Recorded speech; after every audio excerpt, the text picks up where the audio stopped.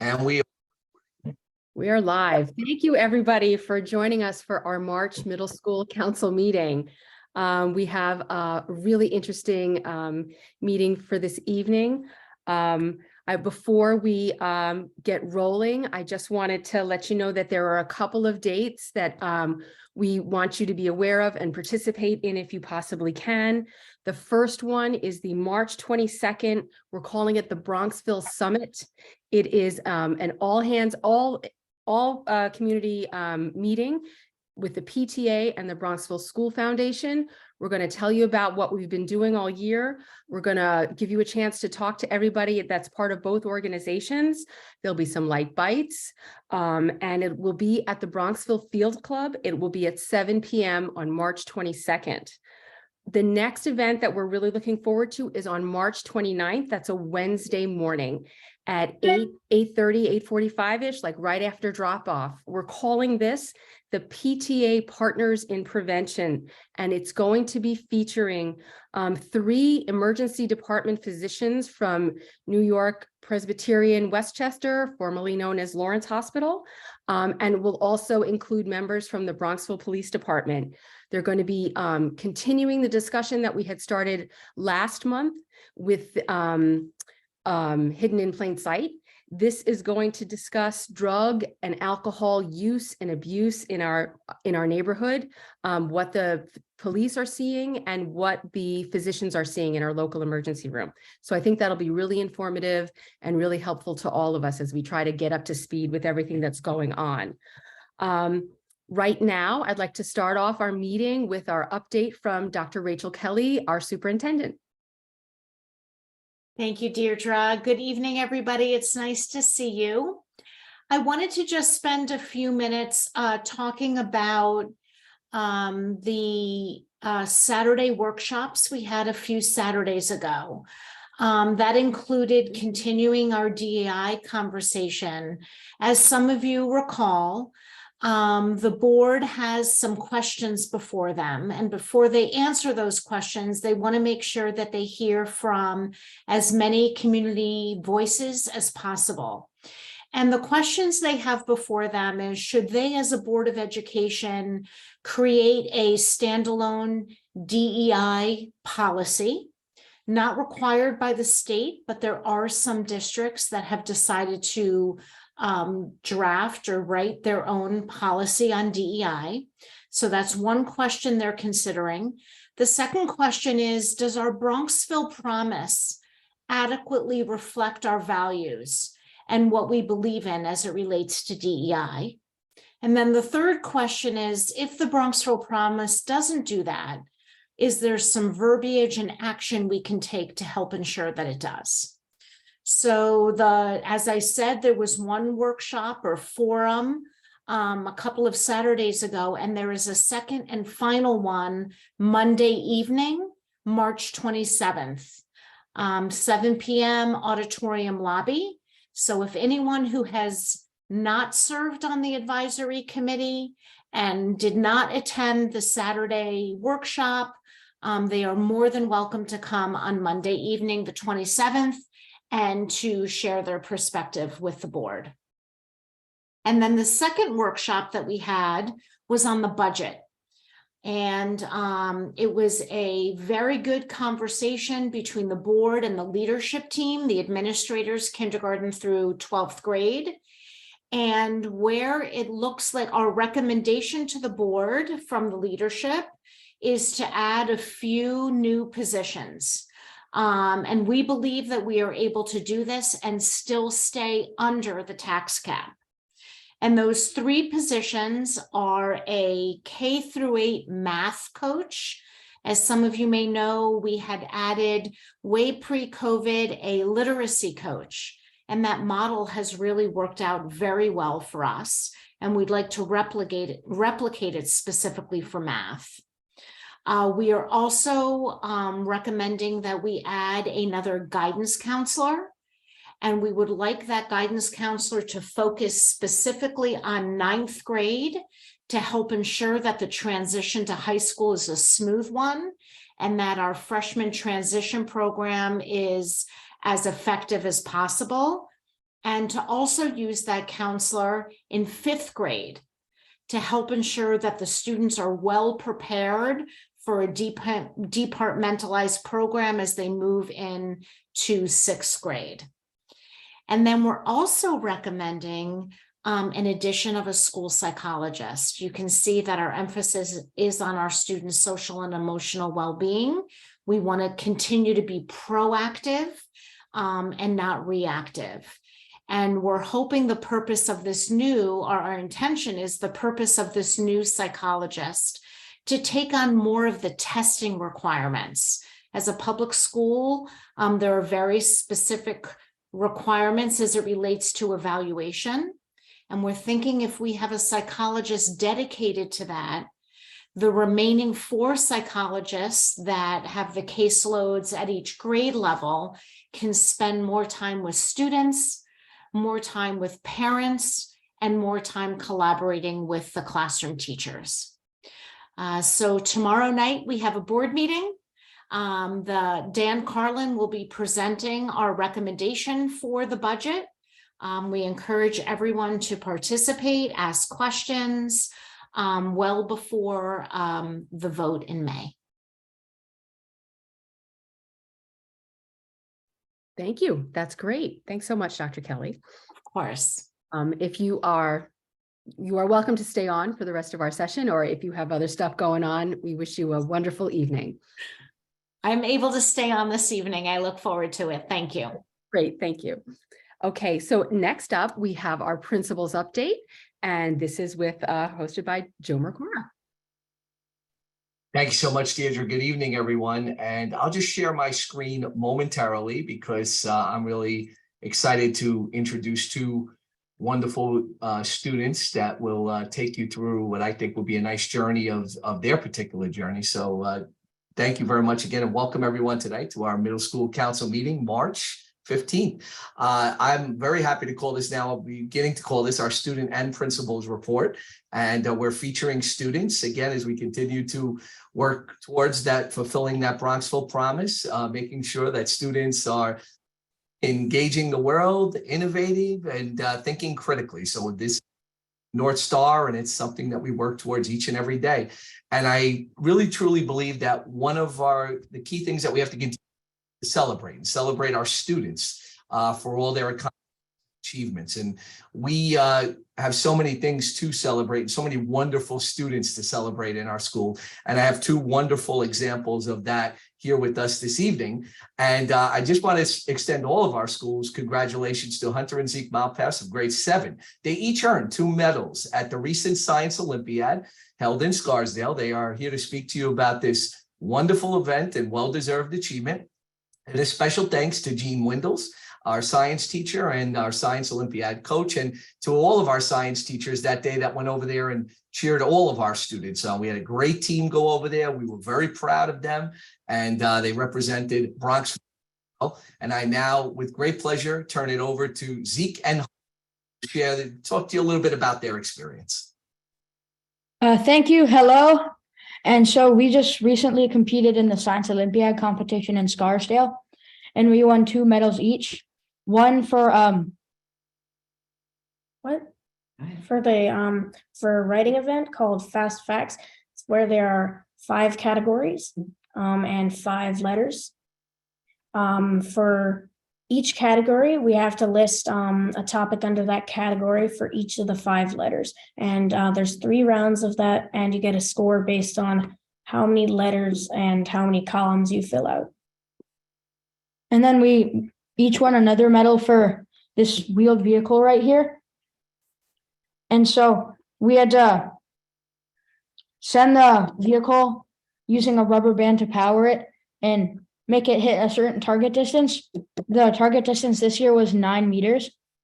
And so we got 7th place in that, and we got 4th place in the Fast Facts event.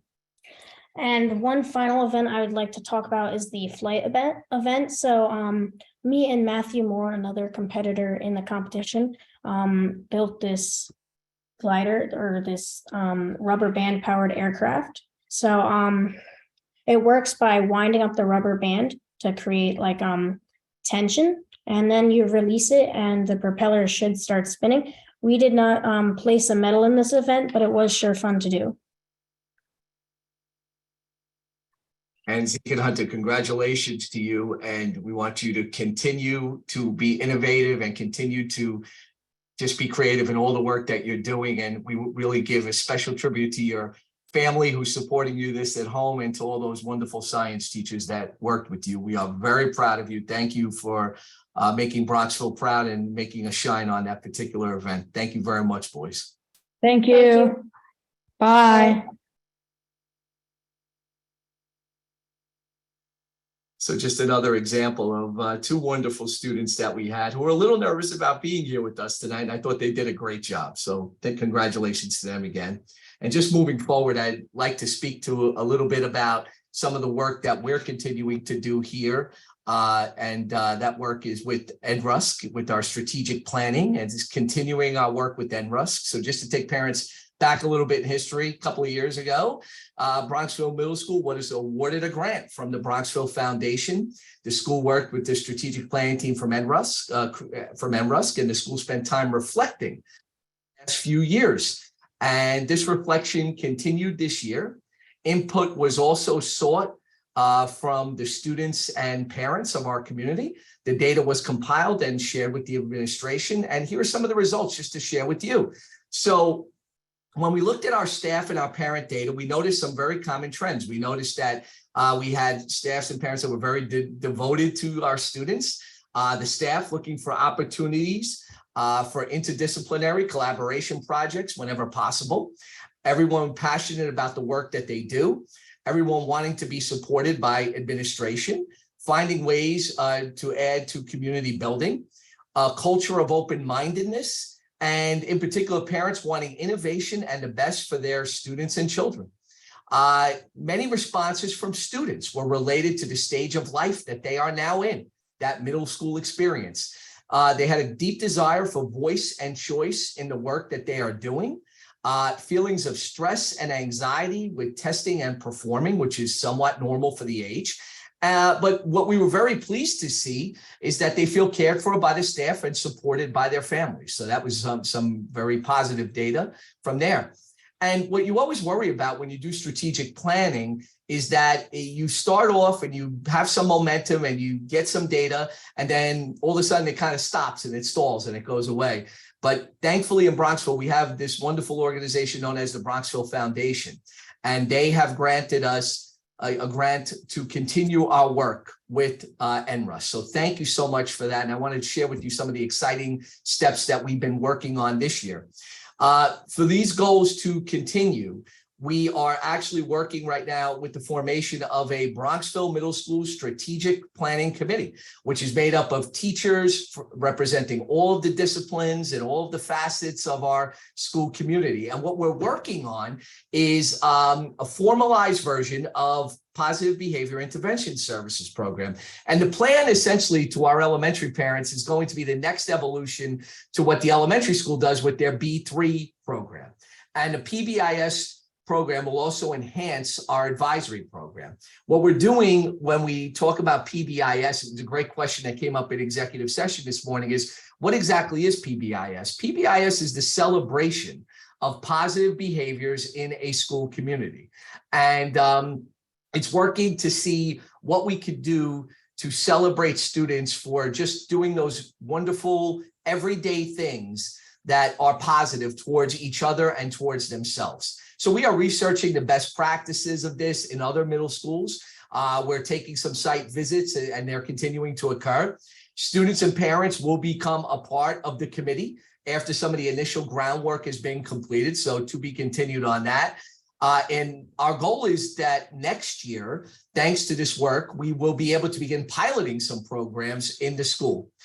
Students will hopefully develop much needed coping skills and be able to better problem solve when dealing with peer conflict, as an example.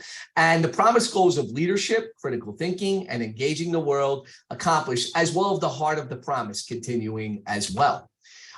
We're looking also to formalize a middle school response to intervention program. So the timeline is we're beginning actually some training in this spring of 2023. with specific middle school steps. And the idea is to have a common language, action steps, and protocol to assist struggling students in not just areas of academics, but anything social, emotional as well. And we're working directly with our amazing new director of special education, Ms. Christine Dowd, on this project. And Christine is also a member of our school-wide strategic planning team, and her expertise is very appreciated, as she was key in the elementary program as well. What we're looking at also is our advisory program and how we might integrate the current advisory program to expose, growth opportunities. How might we support advisors to feel more confident working on a program with a student-centered, community-focused approach at its heart? How do we design an advisory program to maximize student comfort and buy-in?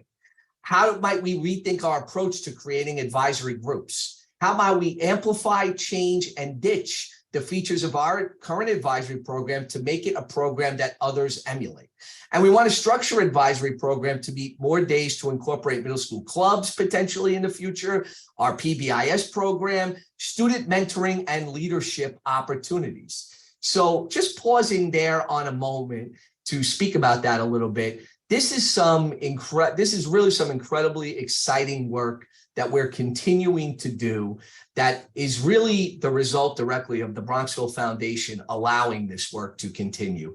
We're asking some good questions, and we're challenging what we're doing. We're celebrating what we're doing, but also challenging it to get better at it. And the idea behind it is to just continue to meet the needs of the students that we're working with.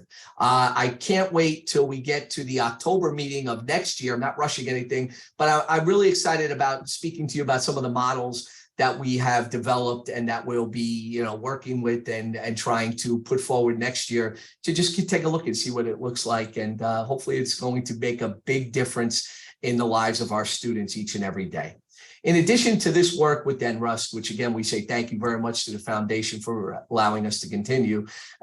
We are also continuing our grade level meetings with students. And I just had a meeting this afternoon, early this afternoon, right after lunch with our 7th graders, had a meeting with our 8th graders. And we're, asking the question of what will your middle school legacy look like? And I'll stick to the 8th grade just because they're our older students a little bit. We had a great conversation about their journey through middle school and celebrating their resilience as they were really met with some challenges from the end of 5th grade through middle school, and just celebrating what they've gone through. And we celebrated that today with the 7th grade as well. We're letting students know this is a tough but very important part of the year. We always take note of the time and where we're at, and we are less than 15 weeks away from this school year coming to an end. That may seem like a long time, very quickly in the middle of spring breaks and everything else. So, we're taking notice of the time of year. Students are aware that in the next 15 weeks, the 8th graders will have some regents coming. Their final exams will be coming. Our 8th graders in particular will be looking towards a high school transition, and all of our grades will have some end of the year activities coming as well. So we're just kind of taking note of the year, where we're at, some things that we want to definitely celebrate, and also working toward in areas that we need improvement in. We have the ongoing enduring to our students that they are all capable of great things, that there is no limit on there's nothing they can't accomplish if they focus and work hard. We will continue. Our promise to them is we will continue to push you to the next level so that you can be successful in all that you do. Remember, we tell them to never be afraid to fail. Failure is sometimes the place where we learn the most, and always be reflective in what they're doing and be consistent in your work and demonstrating kindness. And just to give you some visuals of some of the things that we talk about, contributing to that culture of kindness. Small acts, when multiplied by millions of people, can transform the world. We speak to them about endurance and the importance of endurance and learning endurance. It's one of the most difficult disciplines, but it is to the one who endures that final victory comes. So keep working for that goal. We talk about mindfulness a lot, especially when we think back to our care program in elementary school. But their mindfulness is a skill that we continue to evolve. An example of how we evolve that skill in middle school is using the acronym of THINK. And this is something that we've gone over in advisories with the students, but just reminding them that thinking before is when you're about to speak, think about it for a second. Is it true? Is it helpful? Is it inspiring? Is it necessary? And is it kind? So it's just being mindful in the way that we speak to one another. And this is the evolution of mindfulness as students get a little older. And again, just continuing to let them know that kindness is a superpower. And we talk about that. It always gets a charge out of the students because we always go back to those days of kids and superheroes and superpowers. But the superpower of living generously, practicing empathy, serving with, treat people with compassion, be that reason that someone smiles, show gratitude, listen with your whole body, apologize and forgive. They're very powerful things you can do. Donate your time and talents and love wholeheartedly. We also always go with them and speak to them also about just staying safe in your reactions in the site, the things that you do on the internet, the things that you're doing on the phone. Stay safe, stay informed, and tell people if something's bothering you, there's always an avenue for you, and there's always a place that you can turn in our school and at home, and we're always here for you. And so just some dates to keep in mind. We have our Superintendent's Conference Day, which is this Friday, March 17th. Spring recess begins April 3rd. And, we always thank our students for everything that they're continuing to do. We always take some time to answer questions. That's a fun part of the presentation for me. And the things that they ask and their input on things is just very powerful. So it's been really an enjoyable month of March so far. And we're continuing that journey. I'm looking forward to meeting with our sixth graders next week. And we'll have these pretty much on a monthly basis as we continue and end this school year. So that's all I wanted to say. And thank you very much for the time in this meeting, Deirdre. I always appreciate it. Thank you, Joe. That was great. Next up, we have Katrina Ney, and she's going to give us an update on the School Foundation. Yeah, thanks, Deirdre. Hi, everyone. Starting off with an update about grants. The Foundation's regular spring grant cycle is underway, and administrators, faculty, students, and parents have submitted an array of applications in the arts, athletics, STEM, and health and wellness. The Foundation Board will thoroughly review the applications over the next 2 months and vote on the requests in May. All grants approved by the Foundation Board are then subject to approval by the Board of Education. On a separate note, thank you to the many school families who have supported the Foundation's community drive already this year. Your gifts make the grants program possible. The community drive continues through the spring, so please consider making a donation if you have not already. Our goal is to achieve 100% participation from school families. In addition, if you or someone in your household is a Bronxville School alum, please be on the lookout for the Foundation's alumni newsletter, which will be hitting mailboxes in the next few weeks. It includes a great recap of the centennial events and the many reunions that took place in the fall. The Foundation is also grateful to the PTA for inviting us to attend the social event scheduled at the BFC next week on March 22nd to share more information about the work we do in our grants program. Our board members are looking forward to seeing you all there. As always, please visit the Foundation's website at bronxvilleschoolfoundation.org to learn more about the Foundation's latest work to support our children.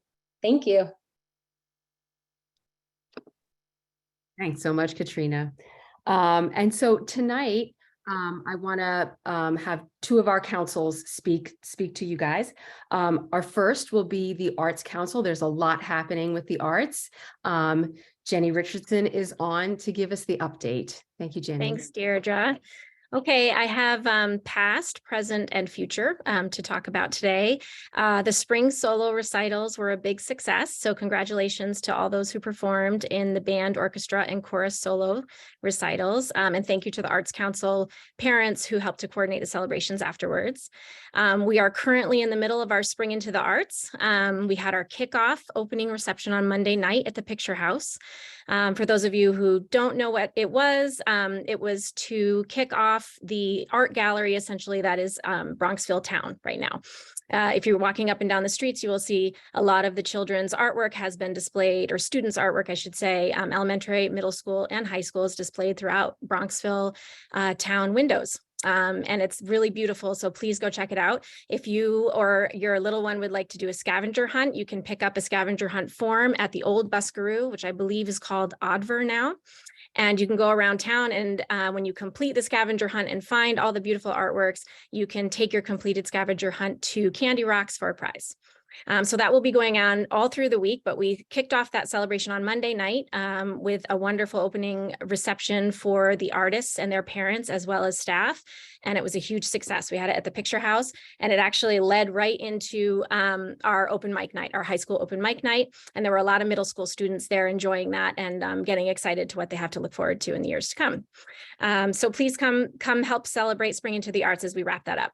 And looking ahead, middle school musical has had its auditions. It is Lion King Jr. and role placements have been made. So please come check it out. It will be May 5th and 6th. So we look forward to seeing you there. That's it. A lot going on. Thank you so much, Jenny.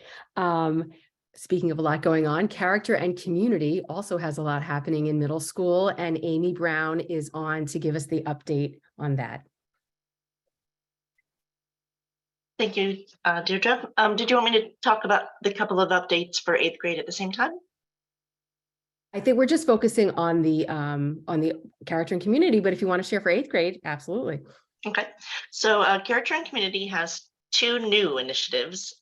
We keep building new partnerships, and Denise has brought a partnership with middle school character and community and the Bronxville Green Committee to us this time. There'll be a middle school litter cleanup event that's going to be held Saturday, April 15th from 10 a.m. till noon. We'll meet at the elementary school parking lot and fan out to Central Business District, where most of the litter is located. We'll stay well within the village borders and reconvene at the parking lot at the end of the event to weigh the bags and to have a pile for the DPW to pick up and dispose of. We're looking for 16 middle school students and 4 parent volunteers. And the sign up genius will go out in the principal's message this Friday. And there's also a second initiative with building mason bee houses for the pollinator pathway. The mason bees are local pollinators and are very important to our native species. It'll happen on Thursday, the 30th at Nature's Cradle. And it'll probably, the timing isn't set yet, but it'll be something like 3:30 so that people have time to get to Nature's Cradle to participate. And that sign up genius will also be in this Friday's.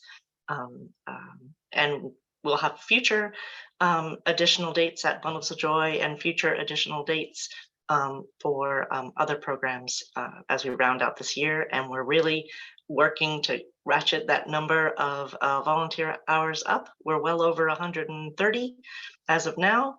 And to that same note, we want to make an effort for people that have students that have taken initiatives to do volunteer work on their own to be able to record their volunteer hours as well. So we're putting together a Google form that we'll be able to distribute so that students can add their name into the kitty, even if they're haven't done it through middle school character and community, their volunteer hours count.